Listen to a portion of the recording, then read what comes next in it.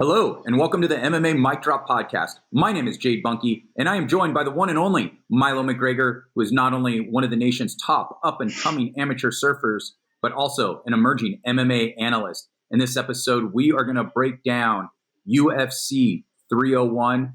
We're going to provide picks and predictions for every single fight on the card. And before we begin, Milo, let me just start with you and ask you, what's your overall temperature of the card? I mean, what are your thoughts? If you were to give it a grade, what would you grade it?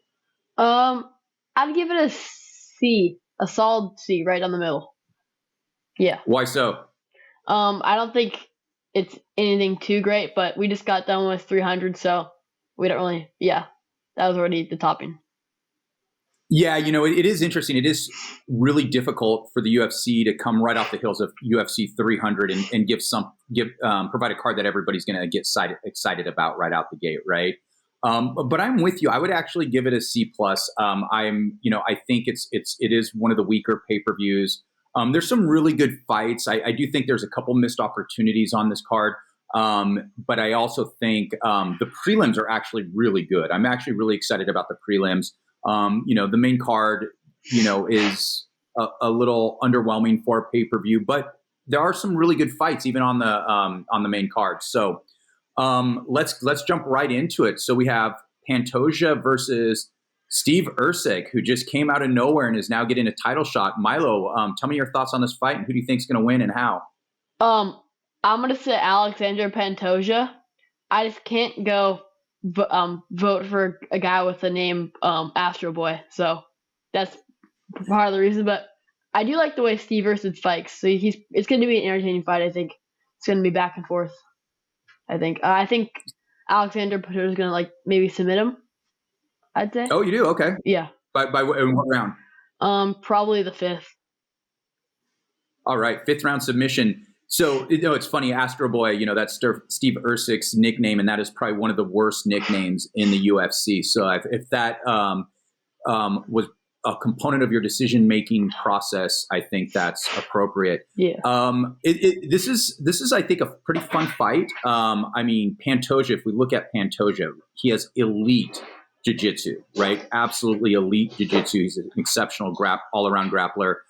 He also hits hard, too. He's got a lot of power. And you think about the guys that he's beat.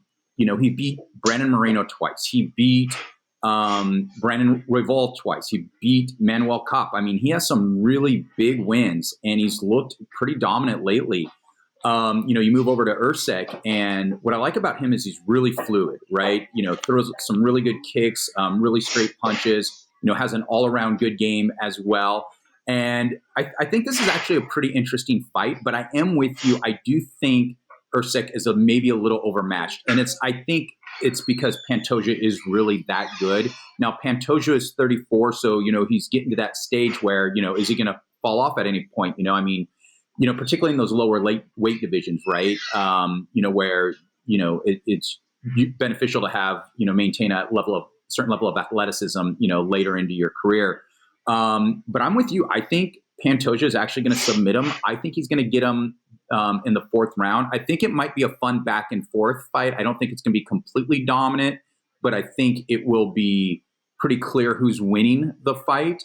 And yeah, give me Pantoja by fourth round submission. I noticed that Steve Erceg's ranked number 10. I feel like that's kind of a massive number. I don't know, from champion to 10th place. Has that ever happened before? That big of a difference? And that's a good observation. And I think that's where a lot of people are like, wait a minute, you just got in the UFC, you have 3 impressive wins, but you're only ranked number 10. It's usually against a higher ranked guy. And that is kind of surprising. With that said, I still think, it's an interesting matchup. I don't think it's way out of left field. It did happen a little more quickly than, one would expect. In terms, to answer your question, have you seen somebody lower ranked? I'm sure that has happened before. I just don't know off the top of my head, but that is a pretty big jump up, number 10 fighting, the champ. So that's interesting. Now, next up, we have the King of Rio returning to Rio, José Aldo versus Jonathan Martinez. I'm really excited about this fight. If we look at José Aldo, I think he left the fight a game a little prematurely. Yeah. Because he won 4 in a row at bantamweight, and then against really good competition, and then he lost a close decision to Merab. But I think at the time people didn't realize Merab might be the best bantamweight in the division. I don't think people realize that, and maybe that's why he thought, hey, I don't have it anymore. I just lost to a middle of the pack bantamweight, but he lost to probably the best fighter there. And José Aldo has given Merab more trouble than anybody else. I think Merab, that was not an easy fight for Merab. He really had to kind of just really hang on him, wear on him. He was having trouble taking him down and so forth. So I am excited to see José Aldo come back in front of his home crowd. And, I think he's probably just going to retire, get one more fight. And and he is 37 right now. So that could be a problem, particularly at bantamweight. And he's fighting a pretty tough opponent in Jonathan Martinez. Jonathan Martinez doesn't have the name value that some of the other bantamweights have. So, it would have been more interesting to maybe have somebody with better name value, against José Aldo. But Martinez is dangerous. He has some of the best leg kicks in the UFC. He is, he's a really good fighter who, has a really, bright future in the sport. And I don't know, can you look at his ranking? I think isn't it like 12 or 13? It's 13th. 13. Okay. Yeah. So, I mean, and I think this is competitively appropriate. I think it's competitively appropriate. And I am worried about Aldo's age, and I'm going to just go with an emotional pick here because I want to see it happen. I want to see José Aldo get his moment because we forget José Aldo wasn't just, like one of the best featherweights of all time. He's one of the best fighters in UFC history all around. This dude is an all-time great. And he has something a little different than other people. So can he hang on to some of that magic at age 37? I'm hoping so. Give me Aldo by decision in front of a raucous crowd in Rio de Janeiro. I mean, I agree. I hope he does that, but I don't think it's going to happen. I don't know. He just, for bantamweight, especially, I think he's just too old. 37. He probably should have stayed for a little bit longer and just gotten maybe a couple more fights in and then retired. But I think he's coming back too late. But yeah, I don't think it's gonna happen. I think maybe right, so Martinez by second round TKO. Oh, all right. Early stoppage there. All right. And before that, I love this matchup. This is Anthony Smith versus Vitor Petrino. Vitor Petrino is 11-0. Anthony Smith 37-19. Smith, he's 35 years old. He's fought everybody in the UFC. He's beat everybody. He's lost to everybody. It seems like, and he's really dangerous. He has, out of his 37 wins, he has 34 finishes, which is absolutely insane. The problem is he's looked old of late. I mean, he's looked really old of late. He got blasted by Roundtree. And let me just pull this up right here. He beat Ryan Spann by a split decision in the fight before that, but he looked really slow. And a lot of people didn't think he actually had that. He lost to Johnny Walker before that, Magomed Ankalaev. The last time he looked good was back in 2021 with the first round submission over Ryan Spann. I just think, his time has passed, but he has that really good name value. Everybody knows who Anthony Smith is. And even though he's still dangerous, I think he's fighting a more dangerous person in Vitor Petrino. He's looked really good in the UFC. And I just want to see how many finishes he has. So 8 finishes out of his 11 wins, undefeated. Hasn't fought really great competition, but has steadily worked his way up. I think this is an appropriate matchup, and I think he's going to be too much. Give me Petrino by third round TKO. What do you think? I'm going to go Anthony Smith by third round TKO. I think he's just going to get beat up the whole time and then just catch him.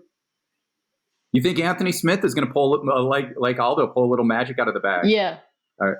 Wow. Okay. And it's funny because, Smith has the ability to finish. I mean, like I said, 34 finishes out of, 37 fights. That's insane. So, he knows, he can always get something done at any time during the fight. All right. So next up, we have Michel Pereira versus Ihor Potieria. Do you want to go first, or you want me to go sure. first on this one? I think Michel Pereira. I saw his last fight. He looks scary. Oh yeah, I think he's gonna do the exact same thing and knock the guy out. First round? Yep. I'm 100% with you, and you're right. It's his last 2 fights since he's moved, up to middleweight. He's on a 7-fight win streak overall, and he's looked exceptional. And I think right here, this is my lock of the night. If you're betting on any of the information that you're getting from us, probably shouldn't do that. But if you do, this is my lock of the night. I think Pereira is absolutely going to destroy Ihor. And, this is the one thing where I think the UFC matchmakers have done a pretty good job on this card and, usually do an exceptional job overall. I think this is one of the missed opportunities about which I spoke during the intro, because Michel Pereira should have a ranked guy right now, and I think this is more, being fed as more of a setup fight to, here's something, put on a show in front of your home crowd. And Ihor's coming on short notice as well. I think he's 2-3 in the UFC. I think Pereira is absolutely going to annihilate him. Give me Pereira by first round TKO. Yep, I agree. All right. Next up, we have Paul Craig versus Caio Borralho. Craig 17-7, Caio 15-1. On paper, this is a mismatch, right? But almost every Paul Craig fight is a mismatch, right? Paul Craig usually gets, basically worked over for a couple rounds, and then he finds a submission. Caio is younger, he's faster, he's going to move in and out, has some pretty good grappling. Paul Craig's striking is absolutely terrible, but his grappling is exceptional. And Craig is a pretty big underdog. I'm going to take him, and I don't think this is the wisest decision. Don't bet on this one for sure. But it's one of those things where Paul Craig catches people. He caught Jamal Hill. He caught Magomed Ankalaev, right? Those are 2 of the best light heavyweights in the world. And it's just one of those things. He can get absolutely destroyed through a fight, and it just takes him a second to find, to find an opening, and he can close the deal. So give me Paul Craig by second round submission after he's gotten destroyed for probably a good round and a half. What do you think? I'm gonna go Caio Borralho. I think he's just gonna beat him up and then win by decision. Yeah. I don't think he's gonna catch him. Yeah. I don't know. Yeah. Okay. Cool. All right, Milo, read off the top prelim fight. We have Jack Shore versus Joanderson Burrito. Okay. This is, when I talked about the matchmaking is usually good, this is perfect matchmaking right here. I absolutely love this fight. Jack Shore, let me just look at his record. Yeah, 17-1. His only loss is to Ricky Simone, who's actually a really good fighter. So I don't think there's any shame in that loss there. Burrito has, kind of come out of nowhere over the last 3 or 4 fights and is just destroying people. He's explosive. He has excellent knockout power, where I think Jack Shore is more of a control guy. He uses, implements typically pretty good strategies. But he doesn't have the athleticism that Burrito has. I think this is a good fight, and I do think this can go either way. But give me Burrito by second round TKO. I think Jack Shore is just going to grapple him and control him and win by a slow, boring decision. You don't think he's going to give him a chance to really to unleash his power? Yeah, it's going to elbow him on the ground, I think. Well, it's funny. No, it's funny you say that, because I was going back and forth, and for a while I was going to pick Jack Shore. I thought for the same reason that you did. I think, I thought, he's just going to maybe, control him and, maybe eke out a decision and maybe just wear him down. And then, it's just Burrito is so explosive, and he can catch you. So this is a really good fight. Yeah. So we're looking, I'm looking forward to this one. This one's exciting. The next prelim, I'm going to see if you can pronounce their names appropriately. Jeez. Karolina Kowalkiewicz versus Ishan Lucidino. Lucindo. That's absolutely terrible, but I don't want to correct you because I don't want to do worse. Yep. So we'll just go with Karolina. She's been around for a while. Her fights are not that exciting. Yasmin Luciendo, I mean, I think she's good. She's only 22, and she's exciting. She's flashy. She's got incredible striking. I think this is a complete passing of the torch. I think Luciendo is absolutely going to thrash her. Despite that, Karolina looked good in her last fight because it looked like she kind of dropped off a few fights before that, but her last fight she actually looked really good.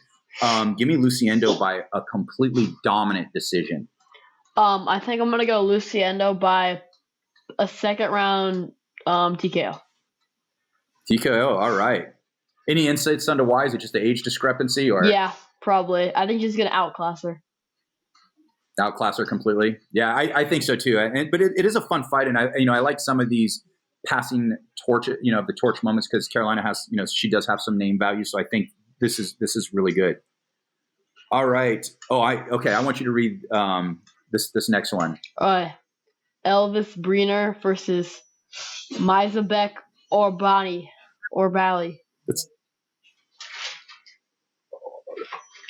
That's actually not bad. It's Oralby. I have trouble. I'm not even going to try to pronounce his first name. Elves Brener. This is another really good fight. Both guys are really top prospects, or not top prospects, but really interesting prospects. I think both of these guys can bring it. Brenner's like really fast, pretty athletic, pretty exciting. Oralby is, more of a wrestler, but really good. This is to me a very close fight, and this is one where I've gone back and forth as well. But give me Brener by decision with zero confidence in that. I'm gonna go Mizabek Oralby by a first round TKO. TKO, so the wrestler's going to get a TKO. Yep, exactly. Right. He's gonna feint the takedown and overhand him and put him to sleep. Wow. All right. Very specific. We'll see if that comes to fruition. Yep, it will. Don't worry. Awesome. Now, this is really like these prelims are really stacked. Like I love this next fight, Gene Silva versus William Gomes. Again, two really good prospects. I think evenly matched up. Let me check. I think Silva has knocked out just about everybody. Let me just double check.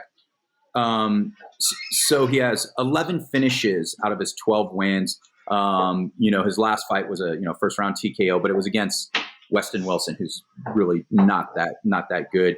Even though he was in the UFC or is in the UFC, I don't know if he's still in there. And I want to look at William Gomes' record because I think he has a couple of really good wins on here. Yeah, he beat Francis Marshall, who was undefeated, even though it was a close fight. This is another one where I'm going back and forth, and that's when a fight card is really good. Particularly the prelims when you got a lot of fights where you really don't know which way they're going to go. I'm gonna, part of me thinks that Silva's going to knock him out. I think Gomes is going to out grapple him, and I think he's going to win a decision. Again, another one with minimal confidence. I think Gene Silva's going to continue his knockout streak and just probably flatline him the second round. Second round flatline, so they're going to get the stretcher out for Gomes, right? He's going to be asleep. Wow. All right. Good pick. All right. Mauricio Rufy versus Jamie Malarkey. I haven't watched much of Rufy or Ruffy, so I don't know too much about him. Jamie, I didn't know this though. He has 9 finishes out of his 9 wins. Jamie Malarkey's, he's one of those. He's not that old, but he feels like a grizzled vet, right? Just the way he fights. He's really methodical. He's really tough. He's not going to overwhelm you with any athleticism and he doesn't have one particular skill set that you're thinking, oh my God, this guy's like a really good striker, really good wrestler. He's a complete fighter, but nothing really stands out, but he's really tough and he can out-will people, but I'm going to, again, I'll be honest, I haven't watched Ruffy fight that much, but I'm just going to go with him, just due to the age, athleticism, and to see if he can make his mark. So this one is kind of a guess, but I'm going with Ruffy. Give me third round TKO. I'm gonna go Jamie Malarkey by decision. I think, yeah. Okay, you think he's just gonna if the longer the fight goes, the more it favors Malarkey in terms of, if the other guy gets gassed and stuff. I just haven't watched Ruffy fight that much. All right, next one we got. What about Joaquin Silva versus Drakkar Close? Oh, sorry, Joaquin Silva. Yeah, that's actually a pretty good fight too. Silva 13-4, Drakkar Close, 14-2. They're both pretty solid. They're both pretty old though as well. And I'm just trying to look at it right now. I mean, he has Drakkar Close is 36. I think Silva, let me check. I think he's 35. Yeah, 35. So you got two older guys. I do think it's an appropriate matchup. I'm looking at Drakkar Close's record, and he's had one loss since 2017, and that's to Beneil Dariush, right? So that's aged incredibly well. He's a solid fighter, but I think an unspectacular fighter. But I think he is going to get it done. Give me Drakkar Close by decision. Yeah, I agree. That's what I'm going to do. Drakkar Close by decision. Awesome. All right. Next up, we have Dion Barbosa and Inersta. Go ahead. Try to pronounce her last name. I'm throwing it to you because Karaktati. I have no idea. Yeah. Yeah, and I have no idea how to pronounce her last name, but this is her UFC debut. She got a split decision on the Contender Series, and that's typically a red flag. If you're coming off the Contender Series with a split decision, I think Barbosa has better wrestling. I think she's going to submit her in the second round. Give me Barbosa by second round submission. I'm going to go Barbosa by decision. All right. And the opener of the prelims, Alessandro Costa versus Kevin Borjas. Wait, what about Ismael Bonfim versus Vinik Pichel? What about that fight? Oh, you're right. I don't know why I keep skipping because that's actually a good fight, but your pronunciation is absolutely atrocious. No way. So I'm glad you're good at picking. Yeah. Ismael Bonfim versus Vinik Pichel. See, Vince Pichel. Dang it. Vince Pichel. Why did it sound Vince? It felt Bonfim. Almost. Almost, yes. Yeah. Almost. So close. Just very, very close. All right.